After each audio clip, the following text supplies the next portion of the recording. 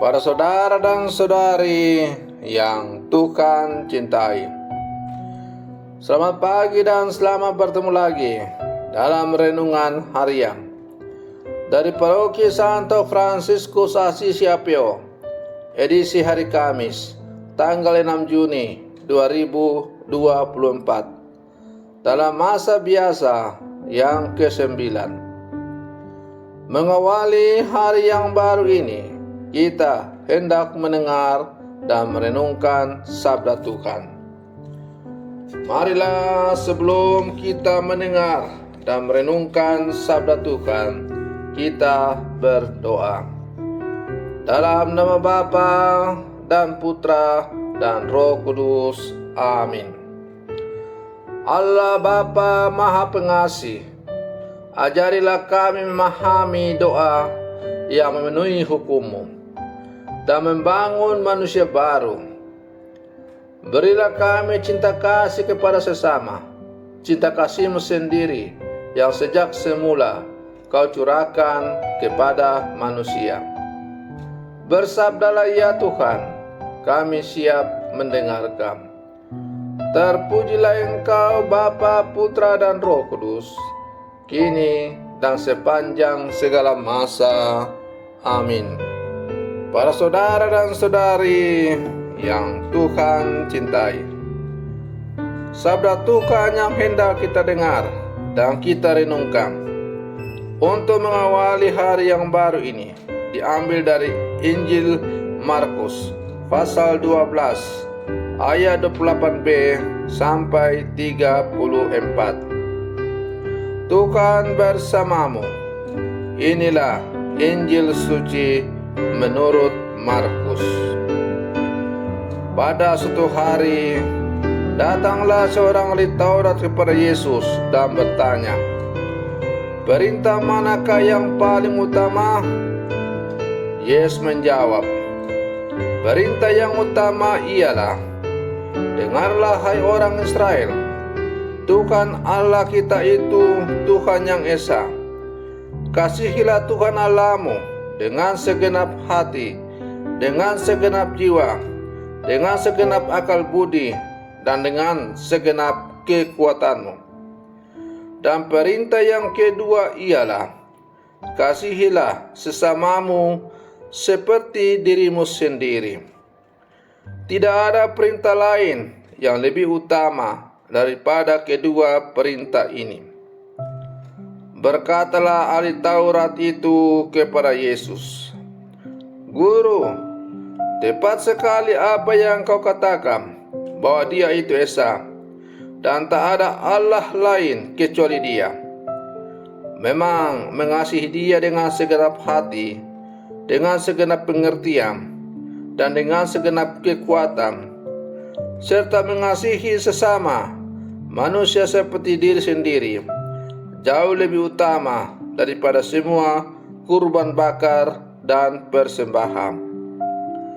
Yesus melihat betapa bijaksananya jawaban orang itu.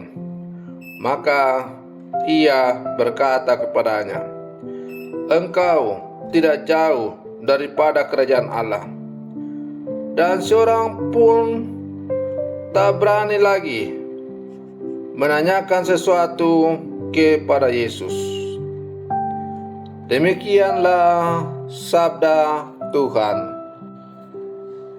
Para saudara dan saudari yang Tuhan cintai, melalui bacaan Injil yang baru saja kita dengar, kita menemukan bagaimana dialog Yesus dengan seorang pemuda yang bertanya, "Tuhan, perintah manakah yang paling utama?"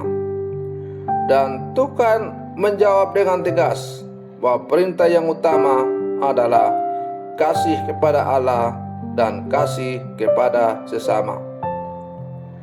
Mengasihi Tuhan dan mengasihi sesama adalah suatu atau hukum utama yang diajarkan oleh Yesus. Apa maksudnya hukum atau perintah utama? Setidaknya apa yang dikatakan Yesus itu adalah tuntunan dalam hidup kita sehari-hari. Jangan hanya omong doang, tetapi sungguh bisa kita hidupi. Bahkan Tuhan bisa mengatakan kepada kita, "Jika engkau ingin mencintaiku, wujudkanlah dengan mencintai sesamamu." Bagaimana kita bisa mencintai Tuhan? Tidak hanya diukur dengan banyaknya waktu yang kita pakai dalam doa. Tentu saja tidak bermaksud mengesampingkan kehidupan doa. Tetapi hidup doa kita itu harus sungguh-sungguh berbuah dalam kasih kepada sesama. Para saudara dan saudari yang Tuhan cintai, lalu siapakah yang kita sebut sebagai sesama? Disinilah kita harus tegas. Sesama bukan melulu orang yang selalu mendukung kita, keluarga kita, orang yang seagama dengan kita, orang yang selalu sependapat dengan kita, orang yang selalu baik dengan kita. Namun sesama adalah semua orang, termasuk musuh-musuh kita, sebagaimana Yesus mengatakan bahwa cintailah musuh-musuhmu dan doakanlah orang yang menganiaya kamu. Itu berarti kita harus mencintai semua orang. Semua orang patut mendapatkan pertobatan hidup dan berbalik kepadanya. Dan inilah tugas kita. Jika bisa demikian, gembiralah kita karena sudah menabur benih kasih di surga dan di dunia. Para saudara dan saudari yang Tuhan cintai, orang beriman akan mengasihi Tuhan, dan orang yang mengasihi Tuhan juga pasti akan mengasihi sesamanya, karena Tuhan mengasihi semua manusia. Semakin kita mengasihi Tuhan, maka kita harus semakin mengasihi sesama. Bohong atau adalah sebuah penipuan jika kita katakan kita mengasihi Tuhan tetapi tidak mengasihi sesama. Hukum kasih yang luar biasa ini harus menjadi pedoman hidup setiap manusia dalam kehidupannya. Para saudara dan saudari yang Tuhan cintai, hukum kasih itu dapat diibaratkan seperti dua sisi mata uang yang berbeda. Sebuah mata uang hanya bisa bernilai apabila kedua sisinya itu lengkap.